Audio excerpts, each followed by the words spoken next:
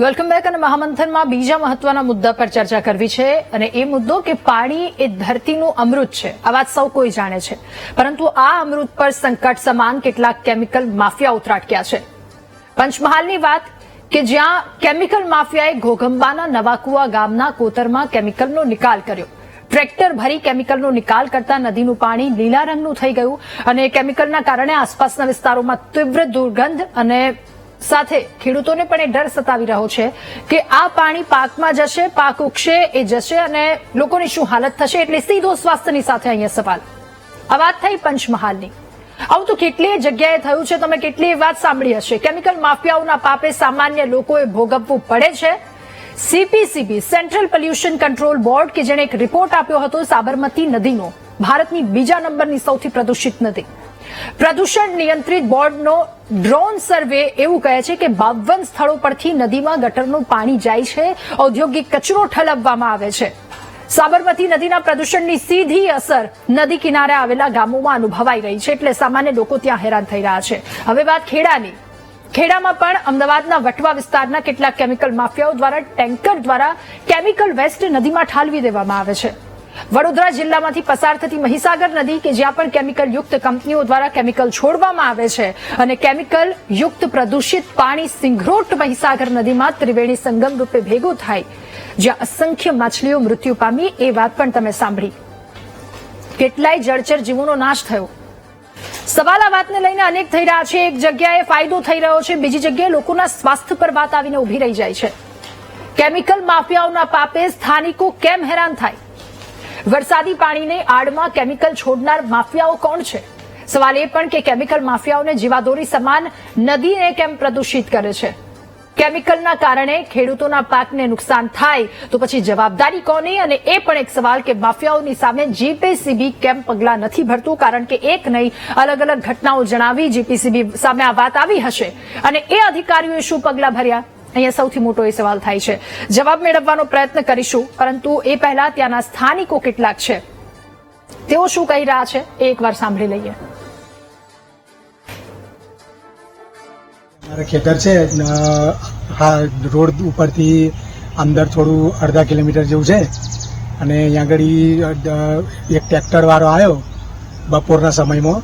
અહીંયા આગળ કોઈ હતું નહીં ખેતરમાં, મારા મમ્મી હતા ખેતરમાં. તો એ ટ્રેક્ટર વાળાએ મારી મમ્મી પૂછ્યું કે ભાઈ શું છે શું છે? તો એ ભાઈ કશું બોલ્યા નહીં ટ્રેક્ટર વાળા, અને અહીંયા આગળ ખાલી કરી અને નાખી અને તૈયારીમાં ટ્રેક્ટર વાળું નીકળી. આ ભાનપુરા ગામ છે. અમારા ખેતરમાં કેમિકલની ગાડી ખાલી કરવાથી ખેતીમાં નુકસાન થાય છે, ખેતીમાં પાક બગડે છે, ઝાડો બળી જાય છે. એટલે તાત્કાલિક આવું કેમિકલ નાખવાવાળા તાત્કાલિક પગલાં લેવા જોઈએ. અમારી એટલી જ માંગ છે. કેટલા સમયથી નાખી છે અને કઈ કઈ જગ્યાઓ ઉપર આ નાળામાં નાખી? આ અમારા ખેતરની પાછળ કોતરની સાઈડમાં એક ગાડી ખાલી કરી હતી. ત્યારે લોકો અહીંયા પરેશાન છે. મહામંથનમાં અત્યારે આપણી સાથે ગેસ્ટ પેનલમાં નેતા કોંગ્રેસ મુકેશભાઈ વિશ્વકર્મા આપણી સાથે જોડાયા છે, નેતા ભાજપ શૈલેષભાઈ પરમાર આપણી સાથે જોડાયેલા છે અને સરપંચ છે ઘોઘંબાના નિલેશભાઈ વરિયા. ખૂબ સ્વાગત છે. નિલેશભાઈ, શરૂઆત મારે આપનાથી કરવી છે. જે પાણી છોડવામાં આવ્યું લીલું પાણી થઈ ગયું છે, શેવાળને ટક્કર મારે એ પ્રકારનો લીલો કલર. શું કહેશો? કે રજૂઆત કરવામાં આવી, જવાબ શું આપવામાં આવ્યો? કેટલા વર્ષોથી આ સમસ્યા છે? લોકો કેટલા હેરાન થઈ રહ્યા છે? રાધાજી, ખૂબ ખૂબ આભાર આપનો કે આપના માધ્યમથી આજે મારું ગામ આખા ગુજરાતનો અવાજ બનશે. આ જે કેમિકલ વેસ્ટ કે જે પણ ઝેરી પદાર્થ છે એ ગઈ 8મી તારીખે કોઈ અજાણ્યા વાહને ત્યાં આગળ ડમ્પ કર્યો. સ્ટેટ હાઈવે ને અડીને આવેલું આ ખેતર છે નજીકમાં, અને એની બાજુમાંથી કોતર જાય છે. એટલે કોતરમાં એ પાણી ની સાથે આ કેમિકલ કે જે પણ ઝેરી પદાર્થ છે એ મિક્સ થઈ અને એનો નિકાલ થઈ જાય હેતુથી ગેરકાયદેસર રીતે આનો ત્યાં નિકાલ કર્યો છે. હવે જે દિવસે નિકાલ થયો એ દિવસથી સ્થાનિક જે મીડિયા ન્યૂઝ છે તેમાં આ સમાચાર ચાલ્યા છે, ખૂબ જ વાયરલ થયા છે. વહીવટી તંત્રને પણ ધ્યાનમાં છે, જીપીસીબી ના ધ્યાનમાં 1000% હશે.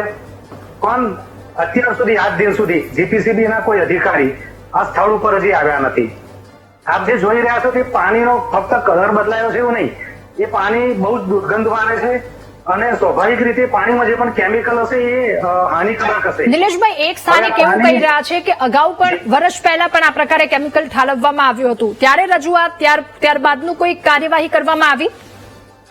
બિલકુલ કોઈ કાર્યવાહી નહીં. ગયા વર્ષે જે કેમિકલ Okay. ડમ્પ કરવામાં આવ્યું હતું એ સ્થળ ઉપર આજે પણ કેમિકલની સ્મેલ આવે છે. Okay. એટલે એનો ત્યાં પ્રોપરલી જે નિકાલ થવો જોઈએ એ સ્થળ ઉપરથી કેમિકલનો એ પણ નથી થયો. ઓકે, શૈલેષભાઈ, મુકેશભાઈ, હવે આપની પાસેથી એ વાત જાણવી છે કે નુકસાન થાય છે ખેડૂતોના પાકને, લોકોના સ્વાસ્થ્યને નુકસાન થાય છે, પણ આ કેમિકલ માફિયાઓ બેફામ બન્યા છે, કોઈનો ડર નથી. આમાં એવું છે કે વાડ ચીભડા ગળે છે, આ એવી વાત છે. અને આ મુદ્દો છે ને તમારો એ એવો છે, આમાં ખેડૂતો પણ આવી જાય છે અને બીજી પણ પ્રજા આવી જાય છે. એટલા માટે કે ભાઈએ તમે કહ્યું કે દુર્ગંધ મારે છે. એક બાજુ આપણે એવા પ્રયત્ન કરીએ છીએ આરોગ્ય લેવલે કે લોકોની સુખાકારી સારી રહે એવી વાત કરીએ છીએ, અને મસ્ત મોટી જાહેરાતો પણ તમે ટીવીમાં આવે છે, આપણે જોઈએ છે કે કરોડો રૂપિયાના ખર્ચે જાહેરાતો સરકાર આપે છે. તો એ જાહેરાતમાં ક્યાંય એવું નથી આપતા કે આ જીપીસીબી દ્વારા થતા ભ્રષ્ટાચાર પણ અમે કબૂલીએ છીએ. કારણ એવું છે કે સાબરમતી અમદાવાદની હોય, અંકલેશ્વર હોય, વાપી હોય, ખેડા હોય, વડોદરા હોય, દરેક જગ્યાએ જે જીઆઈડીસીઓ છે એમાં કેમિકલ માફિયાઓ જે છે એ સરકારના ઓઠા હેઠળ ચાલે છે, અને એ સરકારની અંદરના કેટલાક લોકો ભાગીદારો હોય એટલે એને કંઈ કરી ન શકાય એ પરિણામ છે. કારણ કે નહીતર અધિકારી હોય એને કોઈ હગો થતો હોય, જે માણસ ગુનો કરે છે એની સામે પગલા લે કે ન લે. સાબરમતીમાં અત્યારે આપણે બંને નારોલ બ્રિજ પાસે જઈએ, કરોડો ગેલન પાણી ઠલવાય છે ત્યાં. એ કેમિકલ શું લોકોની નજર નથી? કેટલાય નેતાઓ ત્યાં જાય છે. અને આ જે તમે અત્યારે બતાવ્યું એ તો લોકોના ખેતર સાફ થઈ ગયા છે. તમે સમજો, તમે જે કિસાન ને જગતના તાતની વાત કરો છો સુફિયાણી, આજે એક બરબાદ થઈ રહ્યો Okay, છે. okay, અને મુકેશભાઈ. બીજી એક તમને વાત કરી દઉં કે હમણાં પેલો જે પુલ તૂટ્યો ગંભીરા બ્રિજ, ત્યાં આગળ મેં એવું સાંભળ્યું, આજે વાંચ્યું કે એ નદીમાં કંઈક એ ટેન્કરમાં કોઈ કેમિકલ હતું અને એના હિસાબે પાણી કંઈક પ્રદૂષિત થતું હતું. જે કંઈ હતું એમાં એ લોકોએ કંઈક બીજું પ્રવાહી નાખ્યું કે જેનાથી નુકસાન થતું અટકે. તો હું કહું છું કે એવા પ્રયોગો તો અહીંયા કરો. આ ભ્રષ્ટાચાર કરીને પાણી છોડાવડાવો, વાંધો નહીં, કમાઓ, પણ તમે એવા પ્રયત્નો તો કરો કે પછી બગડે નહીં. ઓકે, મુકેશભાઈ, ઠીક છે. શૈલેષભાઈ, હવે આપની પાસેથી શું આ પરિસ્થિતિ ત્યાં આવીને ઉભી રહેશે? દિલ્હીની યમુના નદી ચારેય તરફ ફીણ જેવી પરિસ્થિતિ, એ આખી એટલી પ્રદૂષિત નદી છે. અલગ અલગ જગ્યા પરની એ પરિસ્થિતિ બતાવી જીપીસીબી છે એ પણ સવાલોના ઘેરામાં આવે છે. શું કાર્યવાહી, શું પગલા, શું કડક એવા પગલા કે બીજા કોઈની હિંમત ન થાય? જો રાધા, આપની ચેનલ પરથી સમાચાર પણ સાંભળ્યા, સરપંચ જે ઘોગંબાના છે નિલેશભાઈ, એમની વાત પણ સાંભળી અને કોંગ્રેસની વાત પણ સાંભળી. આપની જે વાત છે, આપનો જે સવાલ છે એના જવાબમાં પાણી જે છે એને પ્રદૂષિત કરવાનો કોઈને પણ અધિકાર નથી. એક ટીપું નદી નહીં, એ તાપી નદી હોય, એ વિશ્વામિત્રી નદી હોય, એ સરસ્વતી નદી હોય, કે આપે કીધું કે યમુના નદી હોય, કે આપણી સાબરમતી હોય, કે તાપી નદી હોય, કોઈ પણ નદીને પ્રદૂષિત કરવાનો કોઈને અધિકાર નથી. ગુજરાત પોલ્યુશન કંટ્રોલ બોર્ડ એટલે કે જીપીસીબી છે, એમના રિજનલ અધિકારી ત્યાં છે, એમણે મામલતદાર સાથે કોર્ડિનેશન કરી અને એની આખી તપાસ માટેની યોજના પણ ઘડી કાઢી છે. તપાસ શરૂ પણ થઈ ગઈ છે કે કોણ આવ્યો હતો. સરપંચશ્રીએ હમણાં કીધું કે કોઈ આવીને નાખી ગયો અમારા ગામમાં, તે બીજા સ્થાનિક હતા એમણે કહ્યું, પણ સરકાર શોધી પાડવાની છે કે કોણ હતું અને એફઆઈઆર કરવાની છે. એફઆઈઆર સુધીની વાત કરવાની છે ને મામલતદાર શ્રી ખુદ ત્યાં જઈ અને જીપીસીબી ના અધિકારી જઈ અને આ કામગીરી કરવાના છે.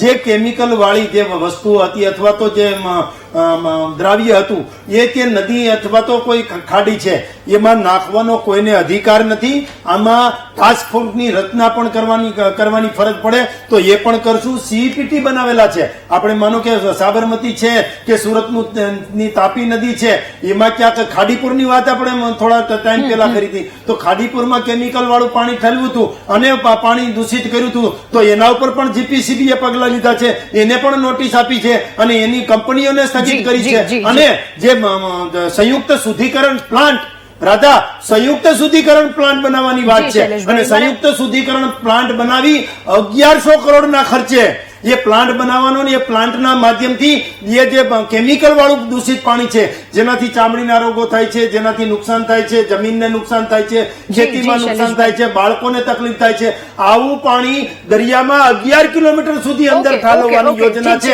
અને આવી રીતે દૂષિત કરવાનો કોઈને અધિકાર જ નથી. ઓકે, સરપંચની વાત સાંભળી લઈએ. જી, આપ જણાવશો. ખૂબ જ ટૂંકમાં, સમયનો ખૂબ અભાવ છે. નિલેશભાઈ, રાધાજી, એક વિનંતી છે આપના માધ્યમથી શૈલેષભાઈને કે પહેલી મારી વિનંતી કે અત્યારની જે સ્થિતિ છે સ્થિતિ પ્રમાણે જીપીસીબી ને આખું જ માળખું વિખેરી અને એને રિફોર્મ કરવાની જરૂર છે. કારણ કે જીપીસીબી ના અધિકારીઓ એટલા જાડી ચામડીના થઈ ગયા છે કે એમને આવું કોઈ જ પ્રકારનું પ્રદૂષણ કે નુકસાન દેખાતું નથી. ઓકે, મુકેશભાઈ, આભાર માનવો જોઈએ જે ટ્રેક્ટર વાળાનો કે એને દેખાય એ રીતના ડમ્પ કર્યું છે. બાકી આજે કેટલાય કેમિકલ ઉદ્યોગો એવા છે કે જે અંડરગ્રાઉન્ડ પાણીની અંદર મુકેશભાઈ, એક લાઈનમાં આપની વાત રજૂ કરશો. ડમ્પ કરે છે. જી મુકેશભાઈ, એક જ લાઈનમાં મારું આપની વાત. એવું કેવું છે કે અધિકારી નથી કરતા, અધિકારી નથી પણ કરે છે, તેને કંઈ કરી શકતા નથી આપણે. આ તો એક સવાલ છે. હવે જે ખેતરો બગડ્યા એની અંદર જે શાકભાજી વાવશે કે જે કઈ એ કોઈ ખાશે એને ધારો કે કેન્સર જેવી બીમારીઓ નોતરે તો એના જવાબદાર કોણ? બિલકુલ. આ એક ઓકે, સવાલ છે. શૈલેષભાઈ, એક લાઈનમાં જો આપને વાત રજૂ કરવી હોય, ટૂંકમાં અંતિમ પ્રતિક્રિયા. મુકેશભાઈ, ખેતરો બગડા કે કઈ કોઈ પણ પાણી બગડ્યું એની જ વાત છે કે અમે ક્યારના બોલીએ છીએ. હું ભજન ગાઈ છે એ તો વાત કરીએ છીએ કે આવું ન થવું જોઈએ, એ ન થાય એ દિશામાં ચાલો. જી, આપ સૌનો આભાર મહામંથનમાં અમારી સાથે જોડાવા બદલ, આ મુદ્દા પર ચર્ચા કરવા બદલ. તો અહીંયા નદીઓની પ્રદૂષિત થવાની વાત છે. એક નહીં, અલગ અલગ જગ્યા પરની, વડોદરા હોય કે પછી અહીંયાની ઘોગંબાની આ નદી હોય, યમુના હોય, સાબરમતી હોય, તમામ જગ્યા પરની આ પરિસ્થિતિ, એમાંથી લોકોને ક્યારે બહાર કાઢવામાં આવશે? મહામંથનમાં હાલ બસ આટલું જ. નમસ્કાર.